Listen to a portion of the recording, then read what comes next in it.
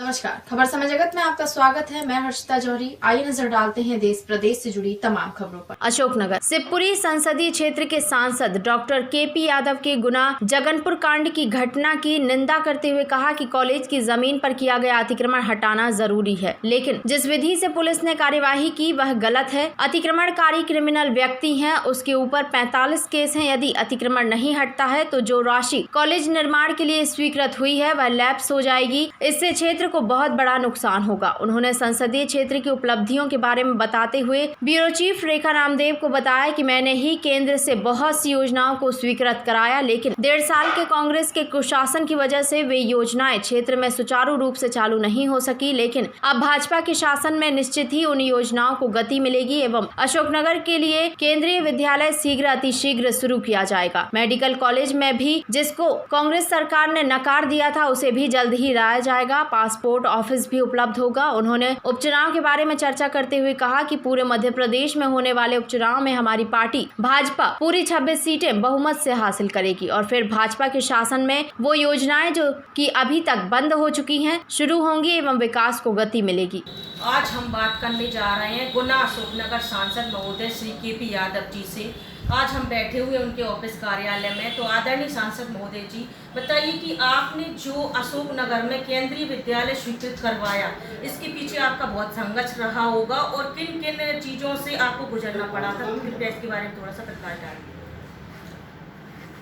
देखिए, संघर्ष तो हर चीज़ के लिए करना ही पड़ता है, पर हाँ, ये अशोकनगर में केंद्रीय विद्यालय की बात बहुत पहले से उठ रही थी। ये मांग बहुत ज़्यादा थी और चुनाव के समय मैंने लोगों से वादा भी किया था कि हमारी पार्टी और मैं पूरा प्रयास करेंगे कि अशोकनगर में जल्द से जल्द केंद्रीय विद्यालय को स्वीकृति मिले।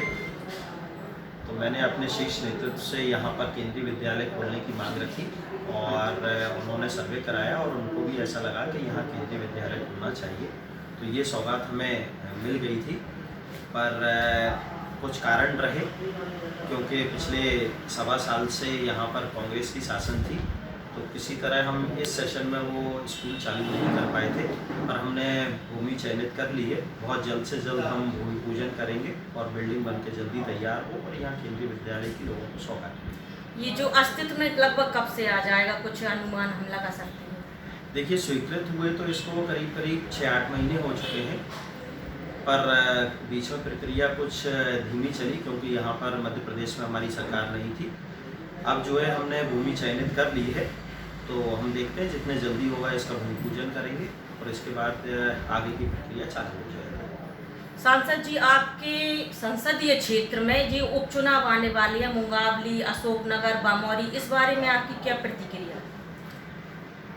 देखिए, सिर्फ मेरे संसदीय क्षेत्र में ही नहीं, पूरे मध्य प्रदेश में जहाँ जहाँ उपचुनाव होने हैं, पूरे मध्य प्रदेश में जो 1.25 साल तक कांग्रेस का कुशासन चला, तो जनता से ही ये मांग उठी थी कि अब फिर से जो है भारतीय जनता पार्टी की सरकार बनना चाहिए, ताकि जितनी जनहितकारी जन कल्याणकारी योजनाएं माननीय शिवराज सिंह चौहान जी ने चलाई थी, वो योजनाएं फिर से चालू हों और लोगों का भला हो सके। और जितने ये उपचुनाव होंगे, 26 की 26 सीटें भारतीय जनता पार्टी बहुत ही बहुमत से जीतेगी, मुझे पूर्ण विश्वास है। अभी हाल ही में ये गुना में आपका जहाँ संसदीय क्षेत्र आता है, जगनपुर एक गांव करके है, वहाँ पर एक कांड हुआ है, उस महिला और उसके बेटे के साथ अभद्रता हुई है, इस बारे में आपकी क्या प्रतिक्रिया है? देखिए, गुना की ये जो घटना हुई है, जिस तरह से वो घटना घटी है, मैं उसकी निंदा करता हूँ। प्रशासन को उनसे जो अवैध कब्जा खाली कराने गए थे, जिस तरह से वहाँ पर घटना घटी वो ठीक नहीं थी। पर जहाँ जहाँ अवैध कब्जा है वो हटना ही चाहिए। गुना में उस जगह पर एक महाविद्यालय बनना था, कॉलेज स्वीकृत हो चुका था और काफ़ी दिन से ये पेंडिंग चल रहा था। पिछले 6-8 महीने पहले भी वहाँ पर अतिक्रमण हटाने का प्रयास किया गया था और अतिक्रमण हटा भी दिया गया था। पर जो व्यक्ति है, जो भूमाफिया है, जिसने वहाँ कब्जा कर रखा है, उसने करीब 50 करोड़ की ज़मीन पर कब्जा कर रखा है। पहले भी कई बार प्रयास हुआ है कि उसका कब्जा हटाया जाए, क्योंकि वहाँ पर वो महाविद्यालय बनना था और अगर वहाँ नहीं बन पाता तो पैसा लैप्स हो जाता और वो कॉलेज कहीं और चला जाता। तो प्रशासन वहाँ पर वो कब्जा हटाने गया था और वो व्यक्ति जो भूमाफिया है वो एक क्रिमिनल व्यक्ति है, उस पर करीब 45 केस चल रहे हैं आज भी। तो इसलिए पुलिस प्रशासन वहाँ पर साथ में गया था ताकि वो अतिक्रमण हटाया जाए।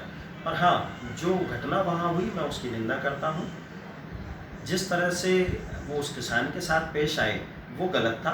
इस तरह से कभी किसी के साथ मारपीट नहीं करनी चाहिए। तो हमने तुरंत कार्रवाई की, वहाँ के एसपी कलेक्टर को भी हटाया है। जो पुलिस वाले थे जिन्होंने अभद्रता की उस गरीब परिवार के साथ, उनको भी निष्कासित कर दिया गया है और एक जांच कमेटी बिठाई है कि ऐसे जो लोग हैं जो अतिक्रमण करके रखते हैं, जो भू माफिया हैं, जो क्रिमिनल लोग हैं, उन पर सख्त से सख्त कार्रवाई की जाए ताकि वो किसी गरीब किसान को या किसी दलित का इस तरह से उपयोग ना कर सकें जिस तरह से इस केस में उनका शोषण किया गया, उनका उपयोग किया गया। जी, बहुत अच्छे सांसद जी। आपका जो 1 साल का कार्यकाल समथिंग पूरा हो चुका, उस बारे में आपके क्या अनुभव रहे, कुछ विशेष क्या रहा और किस क्षेत्र में, किस विभाग में आपने आगे की क्या योजना विशेष बनाई?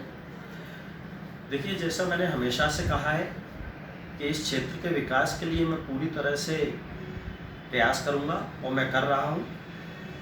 कई सौगातें हमें केंद्र से मिली, पर चूंकि यहाँ मध्य प्रदेश में कांग्रेस की शासन थी तो कई जो सौगातें हमें मिली उनको गति नहीं मिल पाई। पर अब मुझे पूर्ण विश्वास है कि हमारे यशस्वी मुख्यमंत्री श्री शिवराज सिंह चौहान जी यहाँ से मुख्यमंत्री हैं, हमारी भारतीय जनता पार्टी की सरकार है, उन सभी कामों को अब गति मिलेगी। जैसे मेरे पिछले 1 साल में गुना में मेडिकल कॉलेज स्वीकृत हुआ था, पर इस कांग्रेस की सरकार ने ये कहकर मना कर दिया कि हमें यहाँ मेडिकल कॉलेज नहीं चाहिए, हम जो पुराना मेडिकल कॉलेज था जो बंद है हम उसको ही दोबारा चालू करेंगे।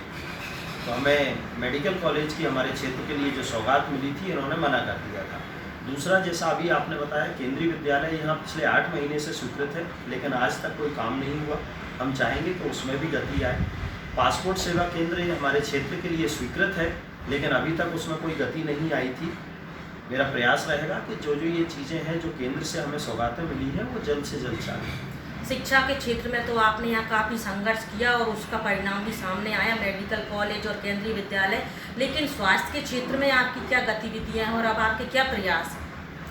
स्वास्थ्य के क्षेत्र में मेरा आपसे वही कहना है कि मैंने गुना के लिए मेडिकल कॉलेज मांगा है। मैं फिर से जो है ऊपर जो है रिक्वेस्ट करूँगा कि गुना का मेडिकल कॉलेज स्वीकृत हो। उसी तरह मैंने अशोकनगर ज़िले के लिए भी मेडिकल कॉलेज की मांग की है और मुझे पूर्ण विश्वास है कि हमें स्वास्थ्य के क्षेत्र में भी कुछ सौगातें ज़रूर मिलेंगी। और चूँकि ये क्षेत्र कृषि प्रधान क्षेत्र है तो यहाँ सिंचाई व्यवस्था ठीक से हो, उसके लिए भी मैं प्रयासरत हूँ और ज़रूर हमें कोई ना कोई ऐसी योजना मिलेगी जिससे यहाँ के किसानों को लाभ मिल सके। आज हम यहाँ सांसद महोदय डॉक्टर केपी यादव जी से हमने चर्चा की। मैं अशोकनगर से चीफ ब्यूरो समय जगत के लिए रेखा नामदेव की रिपोर्ट। खबर समय जगत के लिए अशोकनगर से ब्यूरो चीफ रेखा नामदेव की report. For latest news, subscribe to our channel and press the bell icon.